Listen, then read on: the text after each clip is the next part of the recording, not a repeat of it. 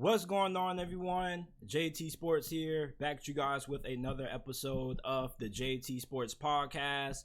Training camp is just around the corner, man, and with training camp being only a few days away, we got to dive into some of these training camp previews, and we're starting off with the AFC North, which I believe is going to be the toughest division in the NFL this upcoming season. We're going to be giving out training camp previews for the Ravens, Browns, Steelers, and the Bengals before we dive into it.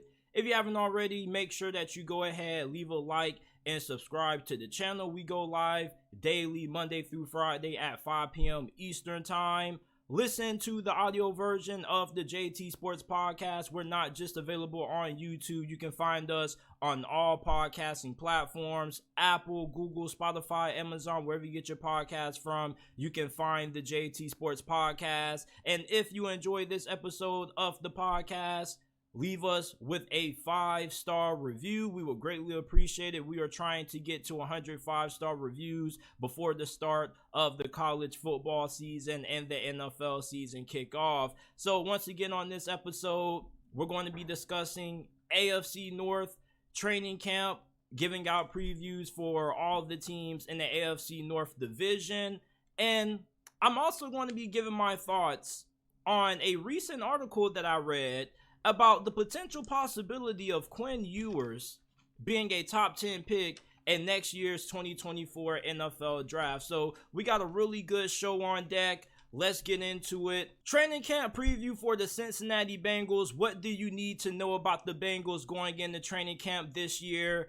Key position battles, players to look out for. Let's get into one of the most important position battles in all of the NFL.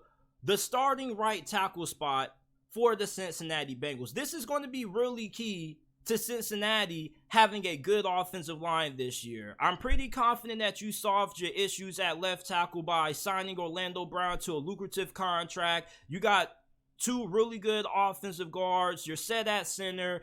Your only biggest bugaboo going into this season is who the hell is going to be starting at right tackle. Now, you have several options at right tackle. You got Jonah Williams, who is expected to be the favorite to win that starting job. He's moving over from left tackle to right tackle, and he was not good last year. He gave up 12 to 13 sacks at left tackle. And you got to remember that Jonah Williams was a guy who was a former first-round pick by Cincinnati in the 2019 NFL draft. So at this point, if he doesn't end up being able to have a serviceable season at right tackle, you pretty much could label this guy a bust. And this is also a big year for him because he's trying to get another contract. And he asked for a trade right after the Cincinnati Bengals signed Orlando Brown, but I guess the Bengals couldn't find any trade partners for Jonah Williams, so he still remains with the Bengals going into camp. And most Bengals fans do expect him to win the starting right tackle job. La'el Collins, we don't even know if he's going to be healthy for any point of training camp. He is expected to be put on the PUP list, which stands for player unable to perform. And he was a huge disappointment last year. You got to remember that they signed La'el Collins to a 3-year, $21 million contract in free agency last offseason. And not only was he a massive disappointment at right tackle for Cincinnati in 2022, but he also got hurt near the tail end of the season, tearing his ACL and PCL against New England. So he probably won't be available for the start of training camp, but they do have second round pick from the 2021 NFL draft, Jackson Carman. Now, Jackson Carman came in at left tackle in replace of Jonah Williams when he got hurt, and he played pretty well in the postseason for Cincinnati. He played well against the Buffalo Bills. I also feel like he played pretty good against the Baltimore Ravens the game before that in the wild card round. Now, some people equate the success that Jackson Carman had in the postseason due to the fact that he had conditions from the weather that kind of were favorable for him due to the fact that they were playing in snow. So it's kind of hard for pass rushers to be really effective when you got to deal with the snow. But Jackson Carman is probably the guy who's going to end up competing with Jonah Williams for the starting right tackle spot, at least until we can figure out the extent to when La'el Collins is going to be healthy to return. The next position battle that we got to look at for the Cincinnati Bengals is strong safety. Now, this may not be one of those position battles that you look at and you're like, oh, is this really a position battle? Because you do feel pretty good about Nick Scott being your starting safety this year. I think that he can give you pretty solid play from that strong safety position, but you got to remember that you lost Jesse Bates and Von Bell. Now, I think that Cincinnati was prepared to lose Von Bell, but I don't really think they were expecting to lose their other starting safety neither. So you're trying to replace two safeties. You already got Dax Hill, who you drafted in the first round, who's going to end up being one of those replacements, but who's going to end up being the other starting safety? And like I said, Nick Scott was a solid pickup by Cincinnati in free agency. He spent his last couple of years in the league with the LA Rams. He helped lead them to the Super Bowl. He had a pretty significant impact on that championship team, and last year was his first season ever as the full-time starter for the Rams. And one thing about Nick Scott is that he's not bad at anything in particular, but he's not great at anything. He doesn't really have any outstanding skills that stands out to you. And last year he had 86 tackles, 2 interceptions, 2 forced fumbles. So this is somebody who is a pretty good tackler in the open field. He can lay a big hit out on you. He also isn't too bad at coverage, but I think there's a good possibility he could get challenged by rookie safety Jordan Battle, who the Cincinnati Bengals drafted in the 3rd round from this past year's draft out of Alabama. And I was a huge fan of Jordan Battle when he was coming out. He may not be as athletically gifted as a guy like Dax Hill is, but this is somebody who has high football IQ. During his time at Bama, he always seemed to be in the right position during the right time to make big plays. And he also has the versatility to play both strong and free safety for Cincinnati. And he's really good in coverage. So Lou Anarumo can unveil some 3 safety sets that has 3 safeties on the field. You can put Jordan Battle in the slot if you want him to match up against slot receivers, or you can have him close to the line of scrimmage guarding out against running backs and tight ends and coverage. I just think that Jordan Battle is too good of a player not to have on the field, and I do think that there's a strong chance that he could end up winning that starting safety job over our guy Nick Scott from the LA Rams. Now, some players that I'm going to be watching throughout training camp for the Cincinnati Bengals. First of all, I'm going to start with rookie cornerback DJ Turner. He was one of my favorite cornerbacks coming out of this past year's draft. This dude is really sticky in coverage. He has good technique, good fundamentals, and he is incredibly athletic. And he's one of the more athletic cornerbacks that have came out of the draft within the last couple of years. This dude ran a 4.26 40-yard dash. And he also is able to change his direction on the whim. He has pretty good hips. He's fluid in his movements and motions. So if we end up seeing Cam Taylor-Britt, who is supposed to be slotted in at that other cornerback spot on the opposite side of Chidobe Awuzie, if he ends up struggling this year, we probably are going to see DJ Turner being the next man up. I think that DJ Turner was a very great pick for the Cincinnati Bengals in round 2. And I would even be surprised if he ends up playing so well during the preseason and performs well throughout training camp that maybe he ends up pushing Cam Taylor-Britt down the depth chart for that other cornerback spot. Because Cam Taylor-Britt, yeah, he had some good moments during his rookie season, and he played pretty well during the postseason, but you got to remember that you got a guy like DJ Turner coming out of Michigan who had a really great defense, and somebody who has this kind of athleticism and also is a little bit more fundamentally sound than what Cam Taylor-Britt is. I wouldn't be surprised if we end up hearing some rumblings the first couple of days throughout camp about how good DJ Turner is and how he could end up competing for Cam Taylor-Britt for that other starting cornerback job.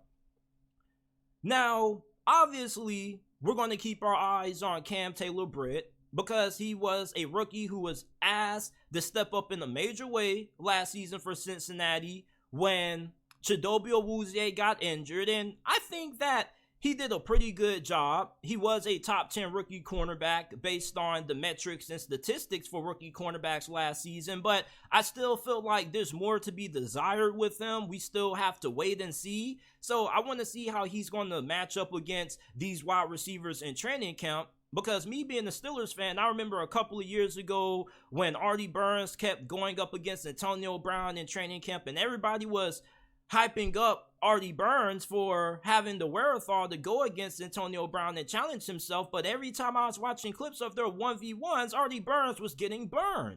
No pun intended. So is Cam Taylor-Britt going to end up being a guy that we hear a lot of hype around, but when the tape comes out, he doesn't really end up looking all that good? Or is he going to be somebody who we hear clamping up guys like Jamar Chase, T. Higgins, and Tyler Boyd throughout training camp? Because if you're a cornerback, you're getting some of the best work that you can get when you have the best receiving core in the NFL that you're going to be practicing against every single day. So I want to hear a lot of good things from Cam Taylor-Britt. That cornerback spot outside of Chidobe Awuzie is going to be a really big position to watch if you're a Bengals fan, not just throughout training camp, but throughout the whole entire season. Because if you can have two Chidobe Awuzie's, not just including him, but two cornerbacks on his caliber, you should have a pretty good secondary. I'm not really worried about Dax Hill. I think Nick Scott can be solid, but I would like for Jordan Battle to take that starting role from him eventually some point throughout this year. So really, if you can get your second cornerback spot secured, you should have a really fantastic defense this year. And the Bengals have always had really good defenses under Lou Anarumo, but something that kind of held them back was the cornerback position. When Chidobe Awuzie went down with that injury, it wasn't a liability, but it wasn't a strength. So if you can get good play out of Cam Taylor-Britt, I think that your secondary could be really good this year. And you got to remember that you're moving away from Eli Apple. Eli Apple wasn't a terrible starter like how many people make him out to be in the national media. He was really productive at times. So you can do a lot worse than an Eli Apple. So I got to keep my eyes on Cam Taylor-Britt. Running back Chase Brown, 5th round selection out of Illinois. This is somebody who a good amount of Bengals fans have a lot of excitement about. And the sentiment is that he potentially is going to be the guy who pushes out Joe Mixon. Now, I don't think that Chase Brown is going to push Joe Mixon that much for the RB1 role this year, and I don't really think that he's going to have as big as an impact as a lot of Cincinnati Bengals fans are hoping he will have. I think that Joe Mixon, without a question, is the RB1 for Cincinnati at this moment. I don't expect that to really change. I expect him to get the bulk load of the carries. And when you look at Chase Brown, he is a pretty solid running back. I watched a lot of him coming out of Illinois. Very tough. This is somebody who has solid vision, really good speed and acceleration, but he has a fumbling issue, which really concerns me. And then two, he's more of a one-cut back. All right, this is somebody who makes one cut and gone. But outside of that, he doesn't really have a lot of elusiveness. He does have some high yards after contact numbers, but when I watch him, I don't really see somebody who consistently breaks through tackles. I see somebody who kind of wins more off his one-cut ability and his speed and acceleration. So I still think that Chase Brown is far from a finished product that Cincinnati is getting. And I also love me some Travion Williams. And I was a big fan of him when he was coming out of Texas A&M. If we're having like a conversation about any position battle being taking place in this running back room, it probably should be for the RB2 spot that Cincinnati currently has, because you got to remember that they lost Samaj P. Ryan in free agency. So who's going to be the backup behind Joe Mixon? Could it be Travion Williams or Chase Brown? I guess we will see, but I got to keep my eyes on Chase Brown just because a lot of Bengals fans are really excited about him. And I'm not trying to make it seem like he's a bad player or anything, but I don't think this dude is good enough to just come in as a rookie and just dethrone Joe Mixon for that RB1 spot. And we will see, That's why I have him on my watch list for players to watch. But I think he's somebody who still needs a year or two of development before he's able to take over the full workload of a RB1. And the last dude I'm going to be watching during training camp for the Cincinnati Bengals is going to be tight end Irv Smith. Now, Irv Smith was a second-round pick years ago out of Alabama by Minnesota, and I feel like he was severely underutilized during his time with the Minnesota Vikings. And every single year there will be a lot of hype about him, what he could do, his athleticism and his upside, and every single season I get let down. Now, him going to Cincinnati, I feel like could rejuvenate or kind of jumpstart his career. Now, he only signed the one-year deal this offseason with Cincinnati. And I think that Irv Smith can be pretty productive with the Cincinnati Bengals this year. Now, of course, you're going to ask JT, where are the targets coming from for Irv Smith when you already have to fight for targets with Jamar Chase, T. Higgins, and Tyler Boyd? Well, you got to remember that last year, Hayden Hurst had a really productive season for Cincinnati. I feel like he was kind of underrated. And although he didn't have numbers that are going to blow you away in the stat sheet, I mean, when you look at the kind of catches that Hayden Hurst made, he was pretty good. And I feel like last season probably was the most productive year of his career. And you look at Irv Smith, this is somebody who's going to be able to benefit playing alongside an incredible group of wide receivers. So there's going to be opportunities for him when those guys end up getting locked up, which rarely happens. But when Joe Burrow needs to get the football out fast, I think Irv Smith could end up becoming a really favorable target for him. Irv Smith is more athletic than Hayden Hurst, in my opinion, and I think he's a better overall tight end than what Hayden Hurst brings to the table. I just think that Irv Smith is a guy who's been underutilized, and being in an offense where you have so many great receivers is going to give you easy chances to make some big plays. So don't be surprised if you see Irv Smith end up having some really good moments for Cincinnati this year. I definitely want to see what he's going to do in training camp with Cincinnati, playing with an elite quarterback in Joe Burrow. I think Irv Smith could end up being a sneaky good pickup for the Cincinnati Bengals. So this is my Cincinnati Bengals training camp preview. Let me know if there are some things that I missed that you're going to be looking out for, some players to watch, maybe a position battle that I didn't touch on. Now, let's talk about the Baltimore Ravens. So the Ravens going into camp are one of the most talented teams in the AFC. Now, the biggest storyline for the Ravens is going to be, how is this offense going to look under Todd Monken? Todd Monken, he comes from being the former OC at the University of Georgia for the last couple of years. Their offenses were some of the best in college football. He helped guide them to 2 back-to-back national championships. And when you look at this offense going into training camp, you already know what you're getting from your wide receiver position. You're going to have OBJ, Zay Flowers, Rashad Bateman, but who's going to be wide receiver 3 behind those guys? You still do have James Proche. You also have Devin Duvernay there. But what about Nelson Aguilar? Could he be wide receiver 4 behind Rashad Bateman? You're looking at who's going to be that key guy, who's going to be the first man to step up in case of an injury going down. Now, the second thing that I'm looking at for the Baltimore Ravens outside of wide receiver 4 is who's starting at left guard. Now, they lost their starting left guard and Ben Powers in free agency, who now is with the Denver Broncos, and they got to find a replacement for him. Now, their expected starter at left guard is rookie, and I'm going to try to pronounce his name to the best of my ability, Malasala Amuaveya. Now, he was a 6th-round selection by Baltimore from this past year's draft, hailing from the University of Oregon, and I had a way higher grade than what most analysts had on him.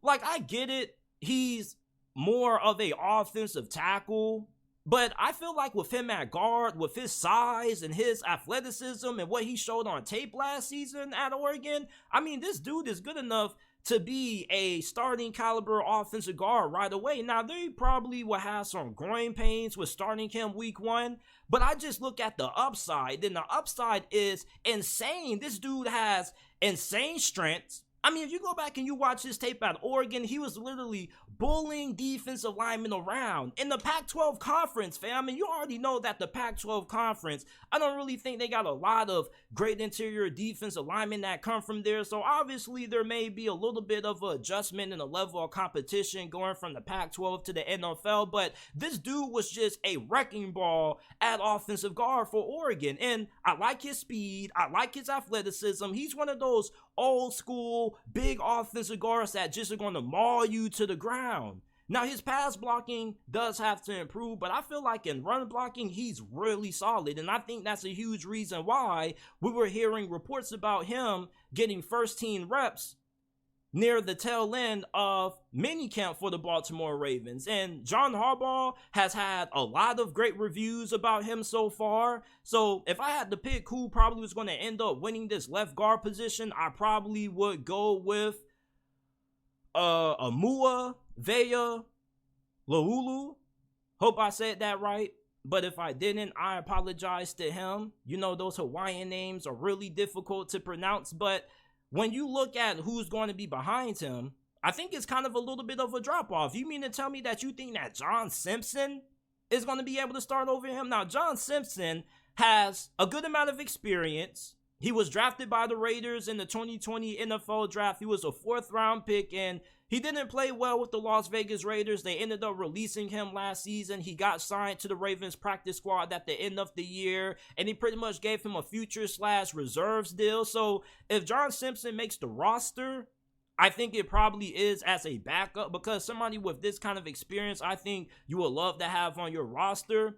But comparing him to Amua Veya Laulu, I don't really think that he's going to end up winning this position battle if it's really down to him and Laulu, because I just think that when you look at Laulu, I just think that there's just way too much upside with him, and I just think that there's way too much explosiveness that comes with him as a run blocker, and that's what the Ravens kind of look for in their offensive linemen. They look for big, strong guys who are really athletic down there. So I like Laulu. I'm going to try to pronounce his name one more time. Salah Amuaveya Laulu.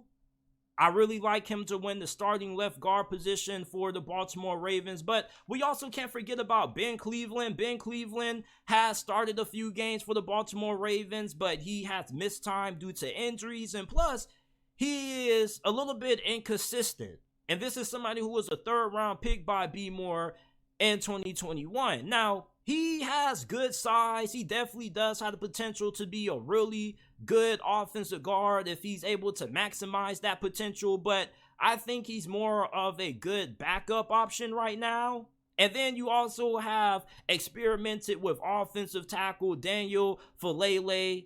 You've moved him around at offensive guard during minicamp and OTA. So you also might experiment with what he can do there. Patrick McCarry is somebody who can play all positions on the offensive line, so maybe he's going to be in this competition as well. But you guys know who I'm rolling with to win this left guard position, man. I'm going with Salah Amuaveya Laulu to win the starting left guard spot for the Baltimore Ravens. And if he does, I'm going to be abusing that name for the whole entire NFL season if he ends up being really good. I think he will be, because the Ravens are a team that's really good at finding talent in the later portions of the draft. So I'm expecting this man to end up winning the starting job. The coaches have been raving about him. I was listening to an interview that John Harbaugh did with the 33rd team. He was saying a lot of good things about him. Like, they like those big athletic guys that can really move. And I really think somebody like him will really transition to offensive guard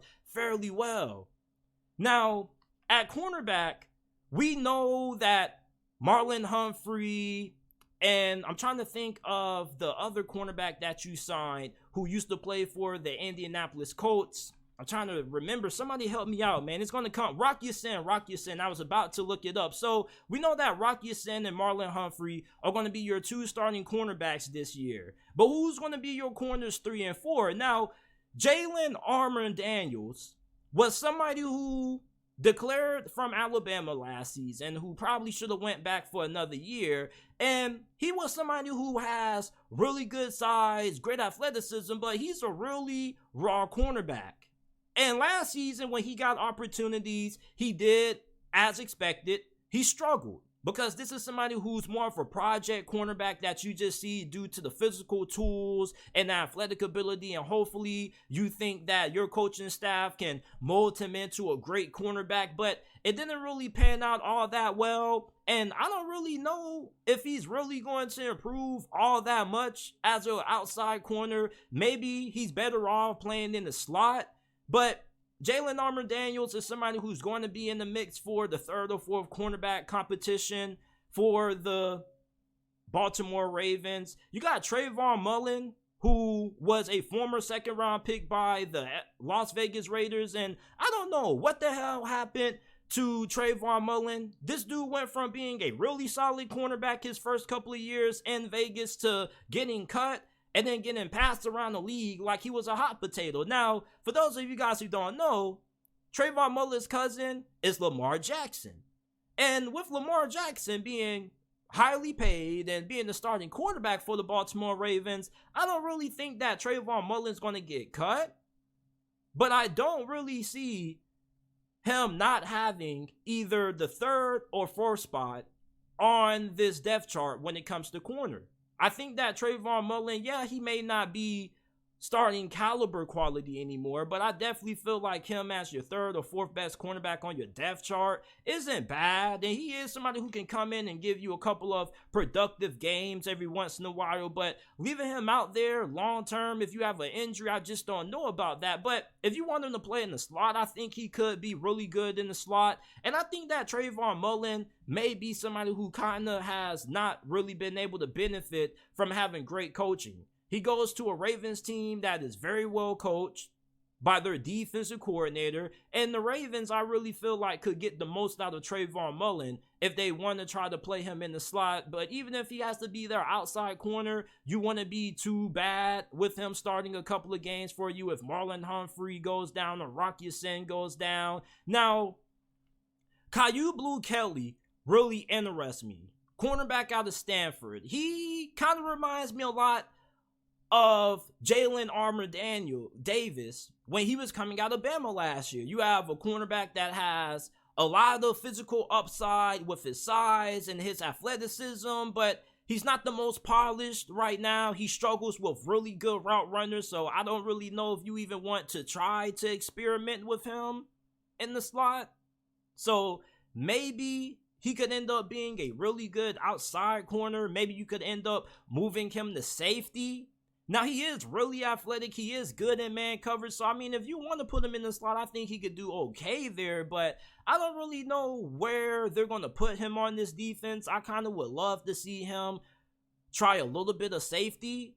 But when you look at Blu Kelly, this is somebody who is really physical. I do think he's pretty good in run coverage as well. And he is solid in man coverage. It's just that he at times can get beat with double moves. And if he's going against a really savvy route runner, he's going to get carved up. Now, Damarion Williams got playing time in the slot last year. I definitely think he probably is going to be in the mix for one of those third or fourth cornerback spots, but I don't really see him as an outside corner. I think he's more of a slot guy. So if they end up having an injury with their starting slot cornerback, I think you go ahead and you insert him there. But if I had to give you guys my prediction about who the third and fourth cornerbacks are probably going to be, I probably would go with Trayvon Mullen to get one of those spots. And honestly, I don't really know who else would be behind them because I'm not really insanely excited about what the Ravens have behind their two starting cornerbacks. So maybe cornerback is something that they should look for free agency to add a little bit more depth to. But I mean, they just have guys who are insanely athletic, good upside, but they still have a long ways to go when it comes to at least being a serviceable cornerback in the league. So if you can find somebody that's at least Trayvon Mullen caliber as your backup cornerbacks, I think you can be fairly fine. Maybe Jalen Armour Davis takes that next step in development. You got to remember, this was somebody who really was just a developmental project when he was coming out of Bama. So it's going to take a couple of years for him to really show you what he has. So maybe Jalen Armour Davis puts it all together. I probably would go with him to get that fourth cornerback spot. I think Amari Williams is more of a slot guy. So my players to watch for B-More. Definitely got to keep my eyes on Zay Flowers. He was my #1 ranked receiver coming out. Fantastic route runner, dynamic after the catch. And even though he's undersized, you can move him around. He can both play outside and the slot position as well. And I want to see him have a lot of highlight reel plays during training camp that get posted rapidly nonstop against the Baltimore Ravens. This is what you want to see out of a rookie wide receiver. And I was talking to one of my friends who was like, man, JT, like, you don't have just a little bit of doubt that Zay Flowers is not going to work out? And I told him no, because first of all, he's playing with Lamar Jackson. Lamar Jackson is one of the best quarterbacks in the league. And two, he's a very good route runner. So when you have a elite quarterback and you're great at running routes, the chances of you being a bust are highly slim, unless you're just one of those guys who are just injury prone, or you can't catch the football and you can't get off the line. The second player that I'm going to be watching throughout training camp for Baltimore is Isaiah Likely. And this is somebody who I haven't seen a lot of Ravens fans talking about. And it's really surprising to me, considering all the hype that he got last year throughout training camp and the preseason for the Baltimore Ravens. Like, the two players who got the most hype from the Ravens fan base during training camp and preseason last year were Isaiah Likely and also their second-year defensive tackle going into this year, Travis Jones out of UConn. And you haven't really heard too much about those guys so far up to this point. So I want to hear Isaiah Likely making some noise throughout training camp. And some of y'all kind of sleep on Isaiah Likely and what he could potentially do in this Todd Monken offense. He can go 2 tight ends. Todd Monken ran a lot of 2 tight end sets during his time being the OC for Georgia. And you already have Mark Andrews on the field, but you have Isaiah Likely, who is more athletic than what Mark Andrews is. Now, he isn't more polished than what Mark Andrews is at the tight end position, because Mark Andrews is one of the best tight ends in the game. I'm not going to disrespect Mark Andrews like that, but you look at a guy like Isaiah Likely, his rookie season was a little bit underrated. 36 receptions, 373 receiving yards, 3 touchdowns. I think that's really good production considering the situation that Isaiah Likely was in, being the tight end 2 behind Mark Andrews last season. So imagine what he can do in this Todd Monken offense. You looking for some sleepers on your fantasy football squad to take a risk on when you just have picks to throw away near the end of your drives? You should definitely look into Isaiah Likely. This dude was tearing it up last offseason, tearing it up in the preseason, and he had a pretty good rookie season considering the fact that he was in his first season being the tight end for the Baltimore Ravens. That's not an easy transition to make. So look out for Isaiah Likely this year. I want to hear a lot of good stuff about him throughout training camp. And then, as I mentioned, Travis Jones, like Isaiah Likely, he was getting a lot of hype and a lot of attention. And last year, he had a pretty decent rookie season, considering the fact that he only played 35% of the Ravens' defensive snaps. I'm expecting him to have a breakout year for Baltimore this year. And they need some productive young pass rushers, because Justin Houston, JPP, those guys are gone. Now, you can always bring back Justin Houston because he still currently is a free agent right now, but you need your other young pass rushers to step up. And I think Travis Jones could be one of those guys that ends up breaking out on the interior of that Baltimore Ravens defensive line. This is somebody who is incredibly explosive, really strong. And if you go back and you watch that preseason game that the Ravens played against the Tennessee Titans last year, I mean, this guy was a wrecking crew, a one-man wrecking crew on the Baltimore Ravens defensive line. This dude could not be stopped. And like I said, his rookie season I felt was pretty decent, considering that he didn't really play a large amount of the snaps for Baltimore last year. So if he can get 50 to 60% of the Ravens defensive snaps this season, I feel like he's a guy who probably could give you 4 or 5 sacks from that interior defensive line position at D tackle. Now, two guys I'm going to be watching next during training camp for Baltimore. These are two of some of the Baltimore Ravens' most important players who they need to step up this season. David Ojabo and Odafe Oweh. Now, Odafe Oweh was a first-round pick a couple of years back out of Penn State. And so far, throughout his career, I've been a little bit disappointed. Now, I don't know if you're a Ravens fan, what your expectations were for Odafe Oweh, but I didn't think it was going to take this long for him to start making an impact. And last year, he only had 3 sacks. Okay, now, I'm expecting him to be a guy who should at least be able to give you 7-8 sacks this year. And you're going to need that, because where is your production going to come from when it comes to your pass rushers? You need Odafe Oweh to at least be able to show you a little something. So I feel like 7-8 sacks is fairly realistic and fair expectations for Odafe Oweh. And I need to hear him making a lot of noise throughout training camp, because if not, I'm going to be fairly concerned about the Ravens pass rush going into this year. And David Ojabo, now last year kind of was a red shirt year for David Ojabo, and technically you could probably label him still a rookie because he didn't really get too much in-game action. I think he only appeared in 2 or 3 games maybe last year due to that injury that he suffered before the draft. So David Ojabo is basically going into his first full-time year in the NFL, having no injuries to set him back. And for David Ojabo, if you are somebody who keeps up with the NFL draft, prior to that injury that he suffered, he would have been a top 15 pick, or he was expected to be a top 15 selection. So this is somebody who the Ravens got in the second round of the draft, who was a first-round top 15 caliber talent. So with David Ojabo and Odafe Oweh going into this year, I think the Ravens need both of those two guys to flash. And you don't need those guys to give you 10 sacks, but you need those guys to at least give you 7 sacks each at worst. And I think that David Ojabo is capable of that. Odafe Oweh, there's no reason why he shouldn't be able to do it, because he's going into his 3rd season now, and he has to show you something. He has to flash. And the Ravens are an organization that does a pretty good job with drafting defensive linemen.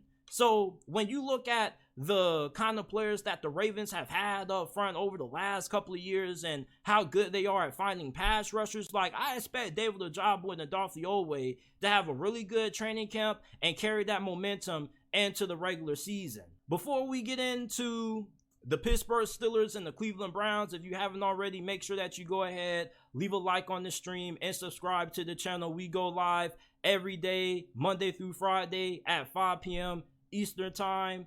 I got to get me a little sip of water real quick. We're going to read the comments real quick. Mr. Jones says, tighten up, Cincinnati bungholes. Maybe on paper, barring injury. Football isn't played on paper, though. Who is the Ravens QB? That's funny. Ravens Pro says, yeah, I am concerned about their pass rush. I'm concerned, but I do have faith that David Ojabo and Odafe Oweh will be able to put it together this year, man. At least you're hoping so if you're a Ravens fan. Make sure that you guys go ahead, give us a 5-star review. You can find us on Apple, Spotify, Amazon, Google Podcasts, wherever you get your podcasts from. You can find the JT Sports Podcast. We are trying to get to 100 5-star reviews before the season starts, so go ahead and give us a 5-star review if you support the channel. You can find the links to the Apple and Spotify versions of the podcast down in the comment section down below, or you can go to whichever podcasting service that you like to use, type in the JT Sports Podcast, and it will pop up. The Pittsburgh Steelers are going into training camp with a lot of optimism. They gave Kenny Pickett a more improved offensive line. This is an offensive line that people are nicknaming the Pickett Fence. And one of the biggest storylines for the Steelers heading into training camp this year is at left tackle.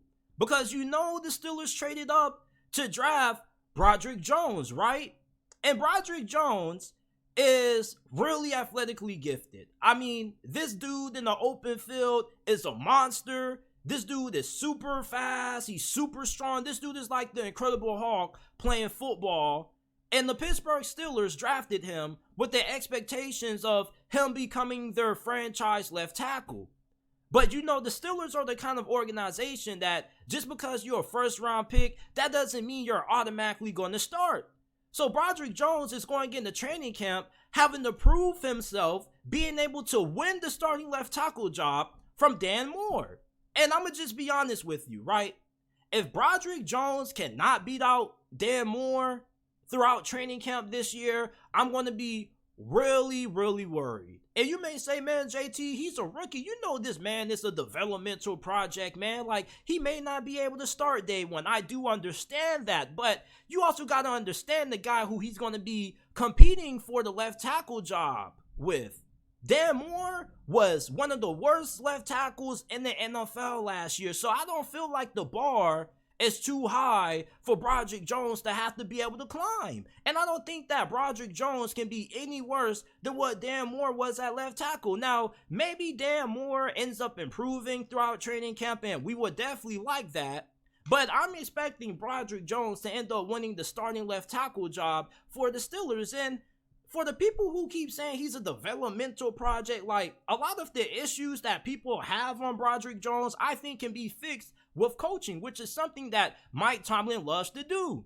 And Mike Tomlin, if you hear him in any interview, he always says that if you're a coach who's scared to take a flyer on the player because you feel like there's some issues that needs to be coached up, then you're not a good coach, because as a coach, your job is to coach. It's to be a teacher. It's to help players get better. You shouldn't expect a player just to come out just because he was a first round pick to be a polished product. Like, everybody needs a little bit of work. I feel like Broderick Jones is going to be a lot better than what many people are expecting him to be. I think he can be better than Paris Johnson, who was most people's #1 offensive tackle coming out of this past year's draft. I love his athleticism. If you're a linebacker or a defensive back, if this dude gets his hands on you, you are going down to the damn ground. This dude is going to bulldoze you like he's a freight train. So I think that Broderick Jones is going to end up winning the starting left tackle job from Dan Moore. Now, if Dan Moore ends up winning it, I would be fairly surprised, and I would be really worried about Broderick Jones. But I feel like Broderick Jones is going to be able to win this starting left tackle job. And there was a lot of praise about Broderick Jones and how he performed throughout minicamp for the Pittsburgh Steelers. Cam Hayward gave him some praise as well. So going to be eager to see how he does in training camp. Another position battle for the Pittsburgh Steelers that we got to talk about is who's going to be the starting strong safety, DeMonte Casey or Keanu Neal. Now, I'm a big fan of Keanu Neal. Maybe I'm still living in a little bit of nostalgia from his Pro Bowl season with the Atlanta Falcons, but you look at what he brings to the table. This isn't just somebody who can play safety. He can play in the slot. He can play linebacker a little bit. So I feel like even if he doesn't end up winning the starting job over DeMonte Casey, I at least feel like the Steelers and Mike Tomlin are going to have some special packages for him. Like, he can be like a nickel or dime linebacker in certain packages. You can also move him near the line of scrimmage and have him play coverage against tight ends and running backs that are coming out of the backfield. So I do feel like even if he doesn't end up winning the starting safety job, there is a pretty good role for Keanu Neal to have. Now, some people are going to be like, JT, don't forget about Trey Norwood. Like, Trey Norwood, I think he isn't really cut out for safety, really. I probably like him a little bit more in the slot than I do at safety. DeMonte Casey probably is going to be the favorite to win the job in most Steelers fans' eyes. He was really productive when he was on the field last year when Terrell Edmunds was off the field, and I felt like he was better than Terrell Edmunds last season, and I was even pushing for him to be the full-time starter over Terrell Edmunds. So when the Steelers didn't bring back Terrell Edmunds, you don't know how happy I was. And Terrell Edmunds is not a bad safety. This dude is definitely really solid. It's just that he never played up to the level of expectations that you expect from a safety that gets drafted in the first round. You take a safety in the first round, you're expecting Derwin James, fam. You're expecting to be one of the best safeties in the game if you get drafted in the first round as a safety. And if you don't end up being an elite safety and you're just a serviceable, good safety like what Terrell Edmunds was, you're going to be considered a little bit of a letdown. So you get DeMonte Casey, who was very good in the limited role that he had last season. He had 2 interceptions, and he had a pretty big impact every time he was on the field for Pittsburgh, and not really playing a lot of the snaps due to Terrell Edmunds being ahead of him. I think he probably should be the favorite to win this strong safety job over Keanu Neal, which I am rooting for Keanu Neal, but I just think that DeMonte Casey is better than him. Now, I know that his age may scare people off.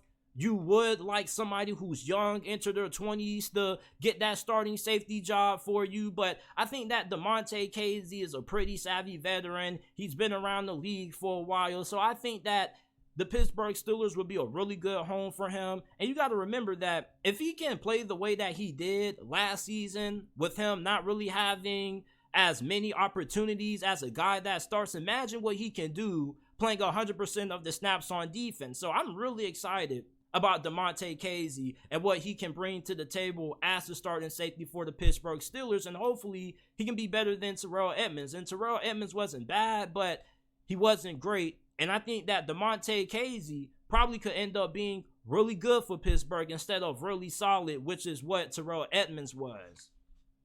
Now, the players that I'm going to be watching throughout training camp for Pittsburgh this year is going to be rookie cornerback Joey Porter. If the Steelers are going to have a good season this year, I think Joey Porter is going to be a big reason for it. This, in my opinion, was arguably the best cornerback coming out of this past year's draft class. He's a very aggressive man-to-man press coverage corner. He wants to get in your face, and he wants to beat you up. And you look at Pittsburgh, you already have Levi Wallace on the opposite side. Now, who's going to end up being cornerback 1, Joey Porter or Levi Wallace? I probably still would go with Levi Wallace just because I don't know if the Steelers are going to throw Joey Porter to the Wolves that early, but I wouldn't be surprised if he does end up becoming cornerback 1.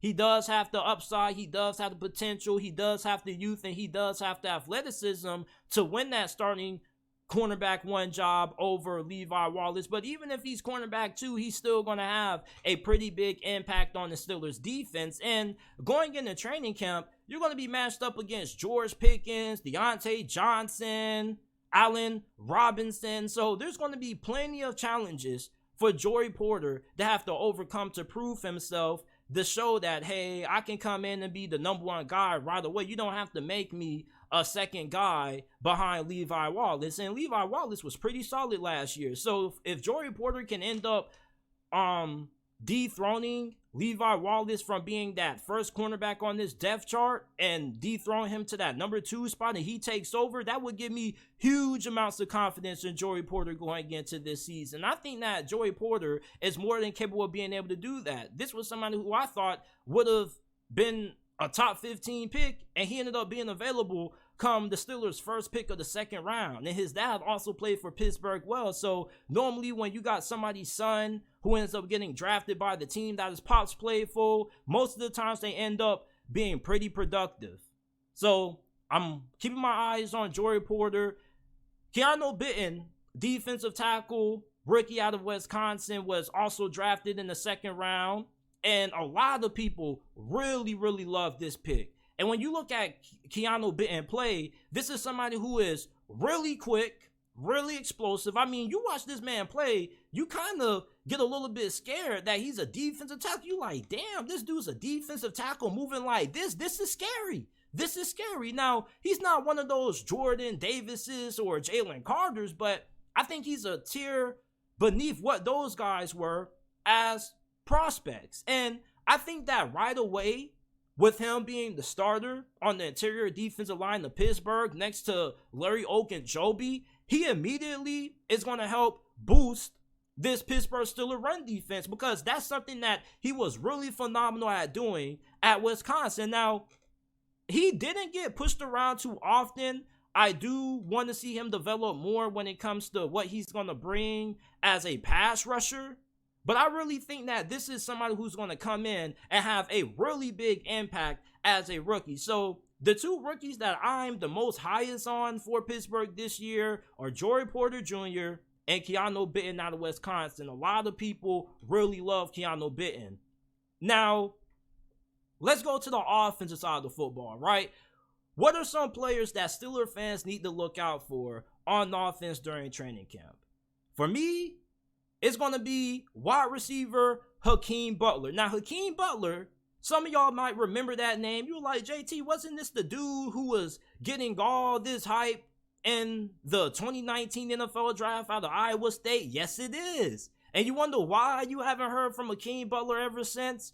Well, he's bounced around the league a little bit. He also played in the XFL this past season, and he was pretty good. And I was watching a good amount of the XFL, and Hakeem Butler was just a man amongst boys in the XFL. This dude was a fantastic deep threat down the field. Every time Agent McCarron threw the ball up to Hakeem Butler downfield, he went up and got it.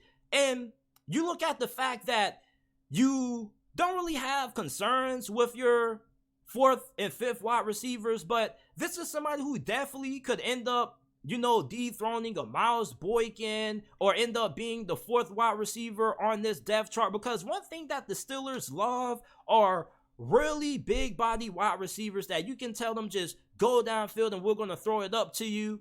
And you look at Hakeem Butler, I think that him and Pittsburgh could end up being a really good fit. Now, I do want to see what he does as a run blocker because that's also going to be a plus. That's something that Miles Boykin is really good at.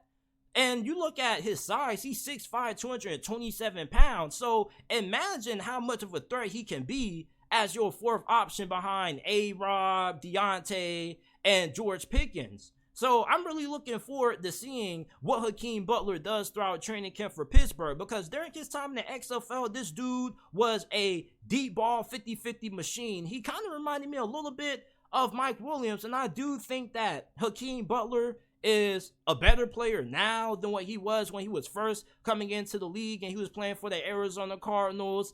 I'm really looking forward to seeing how he performs in training camp, and I'm really expecting Hakeem Butler to make this roster. It may be a little bit crazy. I know some people may be like, man, JT, he's not somebody who's going to stick. He's going to be a practice squad guy at best. I really think Hakeem Butler can carve out a role on this Steelers offense. You can always use a wide receiver that's a big body guy that you just say, F it, he's down there somewhere, just throw it up to him. He also could be a really good red zone weapon. So I'm just rooting for Hakeem Butler. Maybe I'm a little bit biased because I'm always a fan of players who come from leagues like the USFL and the XFL.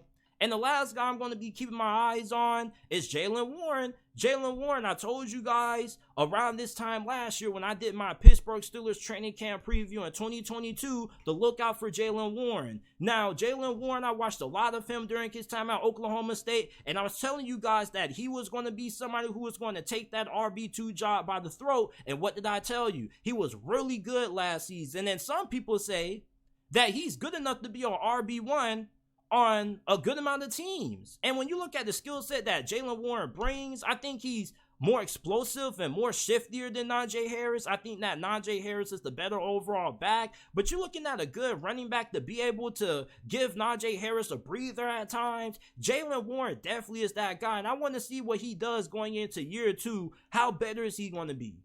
Because last season he was pretty good, but if he ends up taking another big step in development this year, maybe him and Najee Harris actually end up legitimately splitting playing time this year. Maybe Najee Harris gets about 50% of the carries and Jaylen Warren gets 50% of the carries, because I think that Jaylen Warren is a really good running back. Now, that probably won't turn out how I want it to. Jaylen Warren probably may at best get 25-30% of the carries, but I think that Najee Harris probably is going to be the workhorse back. But Pittsburgh has put a lot of emphasis on making sure that they can stretch out Najee Harris' career as long as possible, and a lot of Steelers fans don't want Najee Harris getting overworked real early, like how the Steelers did with Le'Veon Bell, running him into the dirt really early in his career. So Jaylen Warren, looking forward to seeing what he does throughout training camp for the Pittsburgh Steelers. And this is my training camp preview for the Steelers. Let me know if there are some things that you're going to be looking out for, some position battles that I may have not talked about on this. Now, the Cleveland Browns are really interesting because their biggest concern going into training camp is going to be who's going to be their second reliable option in the passing game outside of Amari Cooper at wide receiver. Now, they got a lot of talent at wide receiver. They traded for Elijah Moore, who was playing with the New York Jets, underutilized, couldn't really find a role for him in that offense. And he's been really impressive so far for the Cleveland Browns throughout OTAs and mini camps. There's been a lot of Cleveland Brown websites that have been hyping up Elijah Moore. So I want to see, is he going to be able to put it all together throughout training camp? Because we already know there's a lot of guys who look really good in shorts and tank tops, and then we get to training camp, and then we get to the regular season. We don't really hear about them. But Elijah Moore was somebody who was getting a lot of praise when he was coming out of Ole Miss a couple of years ago. And you look at him with a guy like Deshaun Watson, if he does end up holding on to that starting slot receiver role, which he should, I think this is somebody who could have a breakout season. Now, you also have my guy, Donovan Peoples-Jones. Now, Donovan Peoples-Jones isn't going to be starting in the slot over Elijah Moore, but you're just looking at a guy who, are you going to be that consistent second option? Are the Browns going to have somebody who they can consistently go to, who can get the job done over and over again when Amari Cooper isn't open? And when you look at a Donovan Peoples-Jones, this is somebody who has been pretty productive over his last couple of years with the Cleveland Browns. I think he had a pretty solid 2022 campaign. He caught 61 passes for 839 receiving yards. He had 3 touchdown catches as well. Has a lot of upside with his size, his athleticism, but I still feel like there's a possibility that my guy Cedric Tillman could end up starting over Donovan Peoples-Jones. And Cedric Tillman was the most underrated wide receiver coming out of the 2023 NFL draft. He was better than Jalen Hyatt, and I felt like he was a first-round caliber wide receiver. When you watch Cedric Tillman, there's no way you can't tell me you don't see a little bit of Mike Evans. Like, I see a lot of Mike Evans when I watch Cedric Tillman play. And I really feel like Cedric Tillman, throughout training camp, can prove to the Cleveland Browns coaching staff that he could end up being a better number 2 option than Donovan Peoples-Jones and Elijah Moore potentially. Like, Elijah Moore, I think he's going to be really good in the slot for the Cleveland Browns. But as a second option, I really like Cedric Tillman to be that guy. He has really good hands. He's a really good athlete for his size. And he's also pretty good after the catch, in my opinion. And he's somebody who you can throw the football downfield. He can go get those 50-50 balls for you. So I think that Cedric Tillman has way more talent and upside than a guy like a Donovan Peoples-Jones does. So I think that Cedric Tillman could end up being a really good pickup in a steal for the Cleveland Browns, depending on how he performs this season. And training camp is going to be the proving ground for Cedric Tillman. You also do have David Bell, Marquise Goodwin there. Now, the next important position battle that we're looking at for the Cleveland Browns is going to be on the defensive line. Now, we know that Dalvin Tomlinson is going to be one of your starting defensive tackles, but who's going to be the next one next to him? Okay, now, you got a good amount of guys. You got Jordan Elliott, who started every game for the Cleveland Browns last year, but to put it nicely, he just wasn't all that good. Now, maybe he ends up winning the starting job in training camp in the preseason and ends up getting the starting nod this year again. But you also do have defensive tackles, Maurice Hurst, Tristan Hill, who you signed in free agency, guys who could be pretty good depth guys behind Jordan Elliott and Dalvin Tomlinson potentially. But I think that Maurice Hurst and Tristan Thompson also could push for one of those starting defensive tackle jobs. And then you got rookie Siaka Ika, who you drafted out of Baylor in the 3rd round of this past year's draft. Now, he doesn't bring much from a pass rush standpoint, but he definitely is really good against the run. This dude is an anchor in the run game. He's somebody who's able to make plays outside the tackles, inside the tackles as well. So I think that he could be a guy who could end up getting the starting nod next to Dalvin Tomlinson, just for the fact that he's going to be really good against the run. And you look at the struggles that the Cleveland Browns had defending the run last year, which is why they brought in a new defensive coordinator, and they brought in so much depth and talent and paid big money to Dalvin Tomlinson, because they need somebody who can clog up those running lanes and be really formidable against the run. So I think that you're going to get that from Ika, and you're going to get that from Dalvin Tomlinson. Now, are they looking for more out of their defensive tackles? They want a defensive tackle that not only is good against the run, but also can give you more from a pass rush standpoint. I probably think it would go to Jordan Elliott.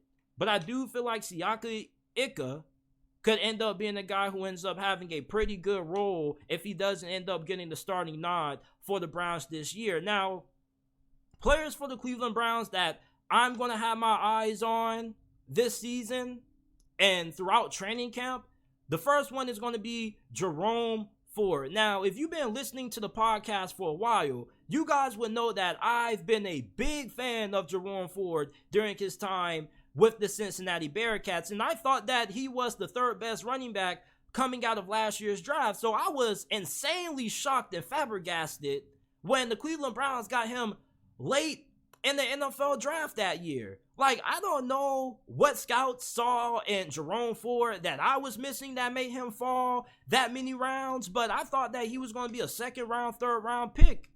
And they end up getting him late in the draft, and I think that he's going to be an incredible replacement for Kareem Hunt. And there are people who are saying that Kareem Hunt is still a really good back. Like, Kareem Hunt is not the running back that he used to be. Okay? Like, Kareem Hunt, he's lost a lot of speed. He doesn't really have the acceleration and the burst that he used to have a couple of years back. So I think they were right to move on from him.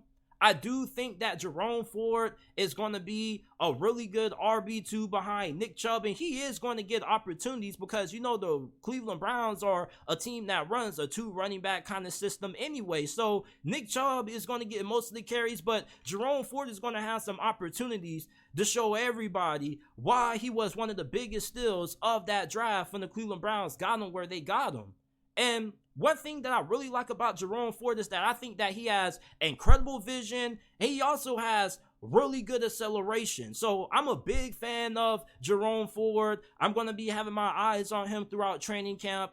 And then we already touched a little bit about wide receiver Cedric Tillman. I think he has a lot of similarities to Mike Evans. He can be a really good 50-50 ball wide receiver when you're looking for somebody to throw the football to downfield, but he also can be a problem after the catch with how fast he is and that size that he has. So I'm a really big fan of Cedric Tillman.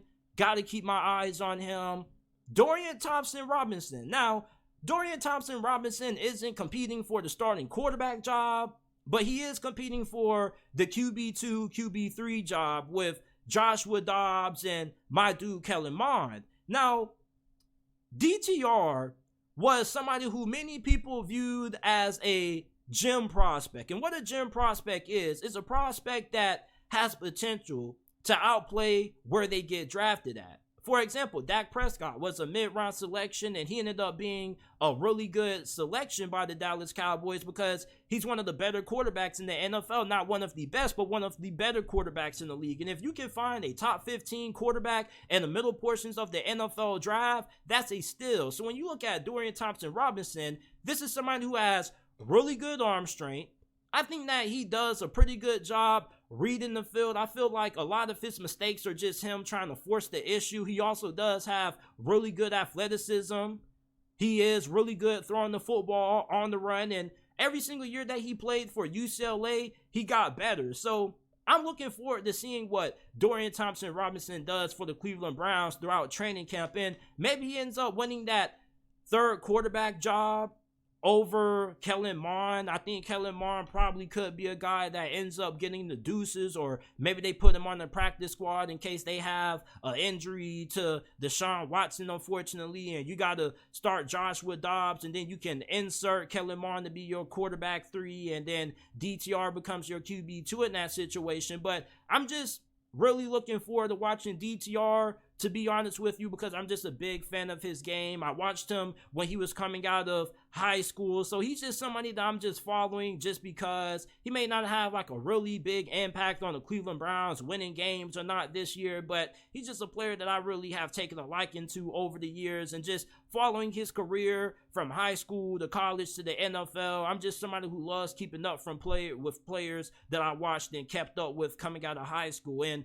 to see him in the NFL, I'm kind of happy for him. Keeping it real, like I was watching his highlights when I was in 11th grade in high school, so I'm really happy that DTR has gotten an opportunity with the Cleveland Browns. They drafted him in the 5th round. There were some people who thought that he probably was going to go undrafted, and I wouldn't be surprised if he ends up winning that backup quarterback job over Joshua Dobbs, but at worst, I expect him to be QB3 over Kellen Mond. I saw an article a couple of hours ago that said that Quinn Ewers could potentially be a top 10 pick in the 2024 NFL draft. Now, I don't think this is a crazy hot take.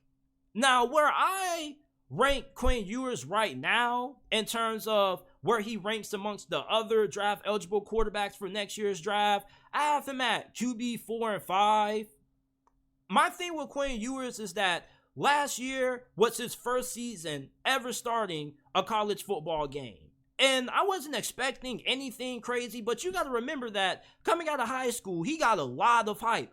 He was one of the highest rated recruits ever in history. So, of course, the expectations were going to be through the roof. But Quinn Ewers, I felt like his first season starting at Texas was the definition of a roller coaster. He had some really big performances. Ideally, that game against Alabama when he was going off.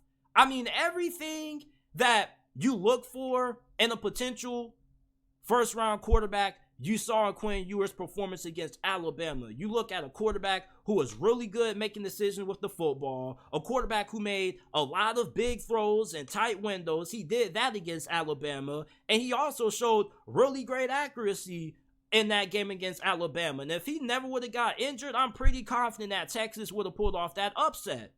But then after that game, Quinn Ewers never really looked like the same quarterback that he was against Alabama.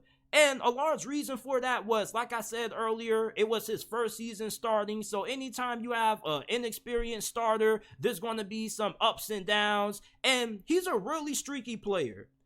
A streaky player is somebody who, they have stretches during the game where if they start out fast, they're going to have a really good game. But if they have stretches where they start the game out a little bit slow, then they're just going to have a bad performance for the whole entire game. And with Quinn Ewers, I see a lot of streakiness in him. He has inconsistency with his accuracy, his footwork needs work, but that's what you expect coming from a first-year starter in college football. And this dude is fairly young. I think that he went to Ohio State at the age of 17. So I expect Quinn Ewers to improve this year. Now, I don't know if he will be a top 10 pick if he ends up improving. I will at least need another season for me to tell if he's worthy of being a top 10 pick, because honestly, the only two QBs that I feel will be worth taking in the top 10 right now in next year's draft is Caleb Williams and Drake May. And outside of that, there's a lot of question marks with some of these other QBs, like Michael Penix. You wonder if he can stay healthy. Bo Nix, I like him, but I think that he's more of a late first rounder than he is being a top 10 selection. So you look at Quinn Ewers, what I do like about him and what potentially could catapult him to being in a top 10 discussion in next year's draft is the fact that this is somebody who is really good at throwing the football from different arm angles. He can throw the football on the run. He can change his arm angle and still get the ball out. And I think that one thing that I really loved about Quinn Ewers' games that really stood out to me the most was the fact that he has incredible ball placement. And you don't really see that from a guy who struggles with being consistent with accuracy. But his ball placement was really good at times. It does help when you're throwing to a guy like Xavier Worthy, but I think that his ball placement is some of the best that I've seen. And I think that he gives me a lot of CJ Stroud vibes. I think that he could be a more athletic version of CJ Stroud, because maybe Quinn Ewers, maybe we get to see him run a little bit more and show a little bit more of his mobility this year at Texas. But for right now, I'm going to say I could see Quinn Ewers being a top 20, top 15 pick, a mid-round selection if he ends up reaching his potential with Texas this year. And even if he reaches his potential, you know, I know some people are going to be like, man, JT, this dude was one of the highest rated recruits ever. What you mean if he reaches his potential? If he reaches his potential, isn't he a top 10 pick? It's like, you're telling me that Quinn Ewers is going to be good enough to be one of the third quarterbacks taken off the board in next year's draft? I mean, Drake May and Caleb Williams, we know that they're probably sure in things to be top 5, top 10 picks. But outside of that, how many teams really need QB? And right now, I don't really see Quinn Ewers, even if he ends up reaching that ceiling, being a top 10 pick, because his arm isn't as good as what I initially thought it was. And plus, he doesn't really have the elite athleticism that you're looking for from a quarterback that ends up getting drafted that high. So for Quinn Ewers, you know, if he ends up playing well and he ends up developing and he ends up reaching his potential, I view him more of a mid-round selection, because he probably is going to have a little bit more work that's going to need to be done. So he'll probably be a mid-round selection. He'll be somebody that'll have some high upside. He'll be somebody that you'll take a risk with. You'll let him sit for 1 year as a starter, and then eventually he'll end up becoming a really good starter in the league. But a top 10 pick, I feel like a top 10 pick, you either got to have one or two things. You either got to have elite, out-of-this-world potential, or you got to be somebody who can come in right away and be an impact starter. And I don't really see that in Quinn Ewers. Like, coming out of high school, like, I understood the hype, but watching him last year, like, I didn't really see all the out-of-this-world potential. Like, I think he has potential to be a really good starting caliber quarterback at the NFL level, but him being a top 10 pick, I don't know, man.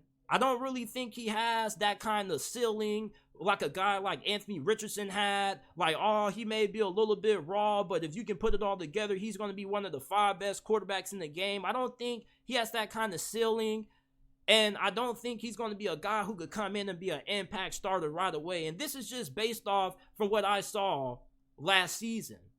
So I think that Quinn Ewers, if he ends up putting it all together this year, which I believe that he will, Steve Sarkisian is really good with developing the quarterback position. I think that he probably could catapult himself into the first round conversation and be a mid-round, late first round selection. But him being a top 10 pick, I just don't know about yet, because you got to see the elite potential, and I don't really see anything from Quinn Ewers that shows me, yeah, like, this guy could be one of the best quarterbacks in the game if he puts it all together. Like, I think he can be a really good quarterback.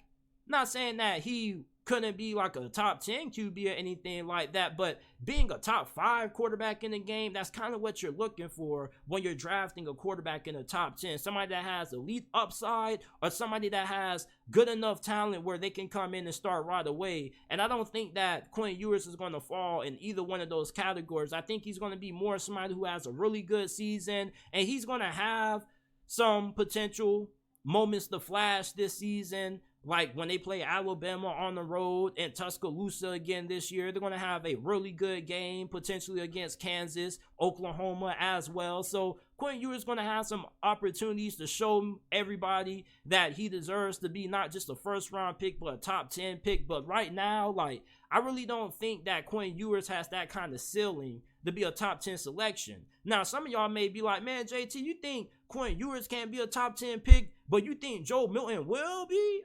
Like, yeah, like, Joe Milton's potential, fam. Like, have you not seen Joe Milton throw a football, dog? Like, come on now, dog. Come on, man. Joe Milton probably has one of the strongest arms in the history of American football. Out of Jamarcus Russell, Patrick Mahomes, Josh Allen, Joe Milton can fling that thing, and plus, he's a better athlete than what Quinn Ewers is. So, Joe Milton has the kind of upside that can make him a top 10 pick, even if he doesn't have a season as good as Quinn Ewers. The size, the arm strength, and the athleticism is what's going to catapult him into that discussion.